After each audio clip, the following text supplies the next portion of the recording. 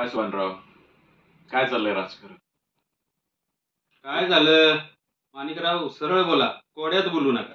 अहो कोड्यात नाही, तुम्हाला तर माहितीच आहे आपल्या गावचं राजकारण काय चाललंय. आपल्या गावचं राजकारण तुम्ही करताय का मी?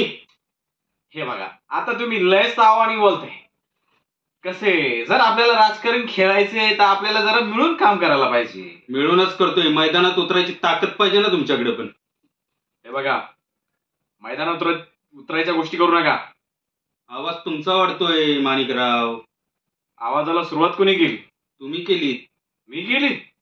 अजून पण बघा, दरवेळेस प्रत्येक गोष्टीला सुरुवात तुम्ही करता आणि आमचं नाव खराब करता. नाव मोठे हो आमचं, तर नक्कीच सुरुवात आम्ही करणार ना.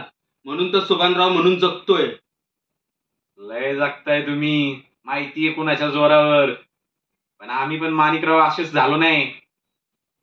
आम्ही पण हिमतीवर हे सगळे केलेले. हिंमत कुणाच्या पदरात बसून करताय ना, ती चांगली माहित आहे मला. बोला की मग खरं खरं. कशाला कशाला मला उगाच तोंड उघडायला लावताय? कोणी तर ऐकायला बोला.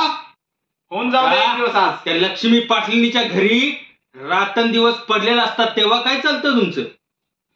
अच्छा, आम्ही लक्ष्मी पाटणीकडे का? आणि तुम्ही त्या मीराबाईकडे काय करत होते? बासरी वाजत होते काय? अहो, ते ठेवलेली आहे माझी बिंदास बोलणारा सुभानराव आहे. मग आमची पण ठेवलेलीच आहे की. का? गावाला माहितीये का? आता आम्ही ठेवलीये नाही ठेवली, गावाला काय त्याचं घेणं देणं? माणिकराव, आलाय त्या मुद्द्यावरती बोला. 12 भानगडी मला सांगू नका.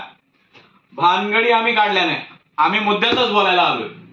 मुद्द्यातच बोला. मायका,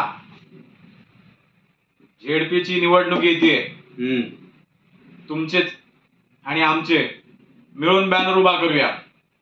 सत्ता एकत्र ठेवली तो बघ एकत्र घेऊ. जमणार नाही. का बरं जमणार नाही? बॅनर वरती फक्त एकच नाव दिसलं पाहिजे, सुभानराव. अच्छा, तुम्हाला मंजूर असेल तर बोला, नाही तर निघा इथून. ठीक आहे, भेटू मग आता मैदानातच वेगळ्या बॅनर सहित. ते तर तुम्हाला सांगितलंयच. कपडे काढून मी कधी पण तयार आहे.